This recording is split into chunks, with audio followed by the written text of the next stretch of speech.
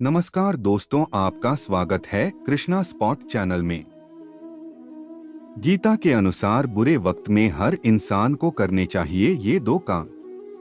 भगवान श्री कृष्ण गीता के 9वें अध्याय के 22वें श्लोक में कहा है कि जो मनुष्य मेरे पर मन लगाते हैं, मेरा ध्यान करते हैं, मैं उनको वो प्रदान करता हूँ जो उनके पास नहीं है। साथ ही जो उनके पास है, मैं उनकी रक्षा भी करता हूँ। प्रत्येक व्यक्ति के जीवन में अच्छे और बुरे समय आते हैं। अच्छे समय की तो चर्चा सब लोग करते हैं, लेकिन बुरे समय के बारे में प्राय सभी चर्चा करते हैं। अक्सर लोग कहते हैं कि मेरा समय बहुत खराब चल रहा है, समझ नहीं आ रहा कि क्या किया जाए, कैसे अपने बुरे समय को अच्छे समय बदलूं। लेकिन सच तो ये है कि दो चीजें ऐसी हैं जिसे बुरे समय में करनी चाहिए। भगवान श्री कृष्ण ने गीता में बुरे समय के लिए क्या कहा है, इसे आज हम जानेंगे। आगे हम इसे एक कहानी के माध्यम से जानते हैं। एक बहुत ही गरीब किसान था। वह था तो बहुत गरीब, लेकिन मेहनती और खुश था। वह रोज सुबह उठकर मंदिर में जाकर केवल 10 मिनट भगवान के आगे हाथ जोड़कर प्रार्थना करता था। उस किसान की पत्नी भी हर रोज उसके साथ मंदिर जाती थी। प्रार्थना करके वह सारा दिन अपने खेतों में काम करता। उसका जीवन बहुत अच्छा चल रहा था। अपनी मेहनत से वह कुछ ज्यादा तो नहीं कमा पाता था, लेकिन फिर भी जितना भी कमाता था, उसमें से कुछ पैसे लोगों की भलाई में लगा देता था। एक उस किसान के गांव में बीमारी फैल गई। किसान का एकलौता बेटा बीमार पड़ गया। किसान के गांव में इस बीमारी की इलाज के लिए कोई अच्छा डॉक्टर नहीं था। पास के शहर में उस बालक को ले जाया गया। शहर के इस अस्पताल का इलाज बहुत ही महंगा था। उस बेचारे किसान के लिए अस्पताल और डॉक्टर का खर्चा आदि दे पाना बहुत ही मुश्किल था। किसान दिन प्रतिदिन हिम्मत हारता जा रहा था। एक दिन अस्पताल में बैठे बैठे वह इतना हताश हो गया कि वो जोर जोर से रोने लगा।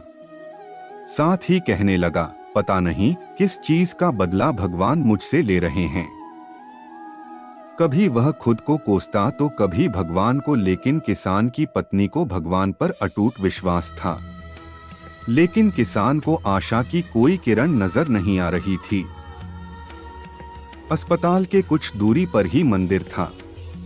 किसान की पत्नी हर रोज उस मंदिर में प्रार्थना करने जाती थी, लेकिन किसान का मन प्रार्थना करने का नहीं करता था। डॉक्टर ने उस किसान से कहा, बच्चे के इलाज के लिए 10,000 रुपए की आवश्यकता है। पर किसान के लिए इतनी बड़ी रकम इकट्ठा कर पाना मुश्किल था। किसान की पत्नी अब भी मंदिर जाती थी। वह भगवान के आगे हाथ जोड़कर प्रार्थना करती कि उसका पुत्र ठीक हो जाए। एक दिन मंदिर में एक सेठ आया। उसने किसान की पत्नी को कहा कि उसने किसान की बात उस दिन अस्पताल में सुनी थी। सेठ को बातों ही बातों में पता चला कि किसान को 10,000 रुपए की जरूरत है। इस पर सेठ ने अपनी जेब से 10,000 निकाल कर देते हुए बोला कि उसके पास इतने रुपए ही हैं। साथ ही सेठ ने कागज पर अपना पता लिखते हुए कहा, अगर उनको और पैसों की आवश्यकता हो तो वे बेहिचक मांग लें। महिला ने उत्तर दिया, इस कागज की कोई आवश्यकता नहीं है। वो जानती है कि ये पैसे उसको किसने भेजवाए हैं। जिसने उसे ये पैसे दिए हैं, वह परमात्मा उसका हमेशा ख्याल रखेंगे। इस कहते हैं अटूट विश्वास, ये सबसे जरूरी चीज है जिसे हम अक्सर खो देते हैं। भगवान श्री कृष्ण गीता के 9वें अध्याय के 22वें श्लोक में कहा है कि जो मनुष्य मेरे पर मन लगाते हैं, मेरा ध्यान करते हैं, मैं उनको वो प्रदान करता हूं जो उनके पास नहीं है। साथ ही जो उनके पास है, मैं उनकी रक्षा भी करता हूं। इसलिए यह बहुत जरूरी है कि हम अपने बुरे वक्त में परमात्मा पर भरोसा रखें। इसके अलावा गीता के दूसरे अध्याय के 14वें श्लोक में कहा है कि सुख और दुख का भाव इंद्रियों से निकलता है। ये मौसम के समान है, यानी ये सुख और दुख दोनों ही हमेशा नहीं रहेंगे। इसलिए हमें सुख और दुख का समान भाव से सामना करना चाहिए। समय इंसान को जिंदगी की असली कीमत बताता है। समय ही इंसान को बलवान बनाता है। बुराई चाहे छोटी हो चाहे बड़ी, हमेशा व्यक्ति को सफल होने के मार्ग में रुकावट डालती है। जो मनुष्य अपनी ज्ञानेंद्रियों को अपने वश में रखता है, वही मनुष्य सही ज्ञान को अर्जित करता है। किसी के आगे सर झुकाने से अच्छा है गॉड के सामने सर झुकाओ। किसी के आगे सर झुकाने की जरूरत नहीं पड़ेगी। अपनी सोच और नियत को हमेशा अच्छी रखिए, फिर आपके सारे कार्य सही सिद्ध होंगे। वैराग्य का अर्थ मतलब उदासीनता नहीं है। इसका मतलब है पूरी तरह से दुनिया में लगे रहना, लेकिन परिणामों से चिपके बिना। शरीर अस्थायी है, लेकिन आत्मा शाश्वत है।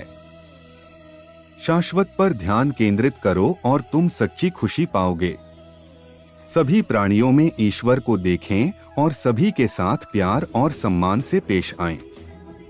अपनी चिंताओं को छोड़ दें और परमात्मा को समर्पण कर दें। उच्चतर शक्ति पर विश्वास करें और यात्रा में विश्वास रखें। प्रेम भक्ति का सर्वोच्च रूप है। बिना शर्त और बिना किसी अपेक्षा के प्यार करें। रिश्तों के बगीचे में सम्मान, विश्वास और प्यार के फूल खिलाएं। आपके कार्य को आपके मूल्यों का प्रमाण बनाएं, क्योंकि वे शब्दों से अधिक जोर से बोलते हैं। जिस प्रकार चंद्रमा सूर्य के प्रकाश को प्रतिबिंबित करता है, उसी प्रकार निस्वार्थ कार्यों के माध्यम से अपने भीतर परमात्मा को प्रतिबिंबित करें। एक कुशल धनुर्धर की तरह अपने विचारों को आत्म साक्षात्कार के लक्ष्य की ओर लक्षित करें और अपना ध्यान भटकने ना दें। जब आप स्वयं को जानते हैं, तभी आप अन्य लोगों को समझ सकते हैं। इस उद्धरण से हमें यह समझ मिलता है कि हमें स्वयं को जानना बहुत महत्वपूर्ण है, क्योंकि जब हम स्वयं को समझते हैं तो हम दूसरों को भी समझ सकते हैं। संगीत का सबसे महत्वपूर्ण उद्देश्य आत्मा को शांति देना है। इस उद्धरण से हमें यह समझ मिलता है कि संगीत न केवल हमारी मनोदशा को बेहतर बनाने में मदद करता है, बल्कि हमारी आत्मा को शांति भी देता है। समस्याओं को एक मौका माने और फिर से कोशिश करें। जीवन में सफलता पाने के लिए आपको निरंतर प्रयत्नशील रहना होगा, चाहे हालात जैसे भी हों। आपकी सफलता आपके निरंतर प्रयासों पर निर्भर करती है। इसलिए हार नहीं माने। सफलता वो नहीं है जो हम पाते हैं, बल्कि वो है जो हम बनाते हैं। हर अच्छी शुरुआत एक बड़े संघर्ष का परिणाम होता है, लेकिन यह संघर्ष आपकी मानसिकता की मजबूती का परिचय भी देता है। आपके पास सिर्फ एक जिंदगी है, उसे आपकी पसंदीदा रूप से जिएं। जब तक आप अच्छा काम करते हैं, तब तक बिल्कुल भी चिंता न करें। शांति, नम्रता, मौन, आत्मसंयम और पवित्रता ये मन के अनुशासन हैं। वैराग्य यह नहीं है कि आपके पास कुछ भी नहीं है। अलगाव यह है कि कुछ भी आपको नहीं रखता है।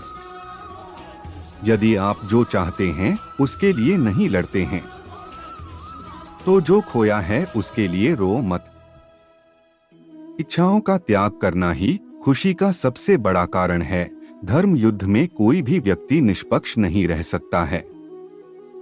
धर्म युद्ध में जो व्यक्ति धर्म के साथ नहीं खड़ा है, इसका मतलब है वह अधर्म का साथ दे रहा है, वह अधर्म के साथ खड़ा है। मैं सभी प्राणियों को समान रूप से देखता हूँ, ना कोई मुझे कम प्रिय है ना अधिक। स्वयं का आकलन श्री कृष्ण के अनुसार व्यक्ति को खुद से बेहतर कोई नहीं जान सकता, इसलिए स्वयं का आकलन करना बेहद जरूरी है। गीता में कहा गया है कि जो व्यक्ति अपने गुणों और कमियों को जान लेता है वह अपने व्यक्तित्व का निर्माण करके हर काम में सफलता प्राप्त कर सकता है। सुनो प्रिय, सारी जिंदगी आपका इंतजार किया है, मैंने तो आपकी गैरमौजूदगी से भी प्यार किया है। इंसान के बर्बाद होने के 6 कारण: नींद, गुस्सा, डर, थकान, आलस्य और काम टालने की आदत। रिश्तों में नियमित दूरियां रिश्तों को जोड़ती है और अनियमित दूरियां रिश्तों को तोड़ती है। मनुष्य अपने विश्वास से निर्मित होता है। जैसा वो विश्वास करता है वैसा वो बन जाता है। उस इंसान का मंजिल से भटक जाना तय है जिसकी संगत में नकारात्मक लोग रहते हैं। सभी कार्यों को ईश्वरीय कार्य मानते हुए करते रहे, परमपिता आपके कार्यों को सफलता देंगे। भूख, प्यास, अन्न, जल कोई मायने नहीं रखते जब आप श्री राम की सेवा में आते हैं। महाशक्ति सीता जी है और नारायण प्रभु राम है। पतित पावनी पूरी अयोध्या जिनका सुंदर धाम है। जब समय न्याय करता है तब गवाहों की जरूरत नहीं पड़ती। 2 प्रकार के व्यक्ति इस संसार में स्वर्ग से भी ऊपर स्थित होते हैं। एक वह जो शक्तिशाली होकर भी क्षमा कर देते हैं और दूसरे वह जो दरिद्र होकर भी कुछ दान करते हैं। जीवन में कुछ भी करो, बस एक बात याद रखना, अगर सत्य का साथ है तो ईश्वर का साथ है। किसी के कहने से यदि अच्छा या बुरा होने लगे तो यह संसार या तो स्वर्ग बन जाए या पूरी तरह से नर्क। इसलिए यह ध्यान मत दो कि कौन क्या कहता है, बस वह करो जो अच्छा है और सच्चा है। और इसके पश्चात ही उनको ज्ञान की प्राप्ति हुई थी। गीता में मनुष्य जाति से जुड़े हुए बहुत सी बातों का उल्लेख किया गया है। अगर हर व्यक्ति इन बातों पर अमल करता है तो वह अपने जीवन को सफल बना सकता है। आज वहाँ भी कुछ नहीं बना है। सबकी एकादशी है, खाना हो तो यह भोग ही खा लो। श्री राम अपने भक्त की सरलता पर बड़े मुस्कुराए और माता सीता के साथ प्रकट हो गए। भक्त असमंजस में गुरुजी ने तो कहा था कि राम जी आएंगे, पर यहाँ तो माता सीता भी आई हैं और मैंने तो भोजन बस 2 लोगों का बनाया है। चलो कोई बात नहीं, आज इन्हें ही खिला देते हैं। जैसे जल द्वारा अग्नि को शांत किया जाता है, वैसे ही ज्ञान के द्वारा मन को शांत रखना चाहिए। धैर्य होना अत्यंत आवश्यक है। माली यदि पेड़ को 100 घंटे से भी सींचते रहे तब भी फल मौसम आने पर ही लगेंगे। आपके भीतर के अवगुणों से आपका महत्व कम नहीं होता। बस उनसे मुक्त होने का और संसार की भलाई की ओर प्रस्थान करने का प्रयास कीजिए। अगर आप किसी को छोटा देख रहे हो तो आप उसे या तो दूर से देख रहे हो या तो अपने भीतर के अहंकार से। कोई चीज आसानी से मिल जाए उसमें ज्यादा मजा नहीं आता। भोजन अगर थाली में परोस के मिल जाए तो उसमें इतना मजा नहीं आता, बजाय कि खुद बना के थाली में परोसना, उस खाने का मजा अलग ही आता है। जिंदगी में कब क्या हो जाए कोई कह नहीं सकता, किसी को पता, इसलिए कभी बेपरवाह होकर मत बैठो, पता नहीं कब क्या हो जाए। हमेशा तैयार होकर बैठो चुनौतियां का सामना करने के लिए, क्योंकि चुनौतियां कभी भी आ सकती है और अवसर भी कभी मिल सकता है। असफलता से मत डरिए, अपनी गलतियों से सीखें और आगे बढ़ते रहें। जीवन एक ईश्वरीय लीला है। खेल का आनंद लें, लेकिन आप जो भूमिकाएं खेलते करते हैं उससे आसक्त न हो। सच्चा ज्ञान किताबों में नहीं मिला है, बल्कि आपके अपने होने की गहराई में है। भीतर सत्य की तलाश करो, दूसरों की राय से प्रभावित न हो।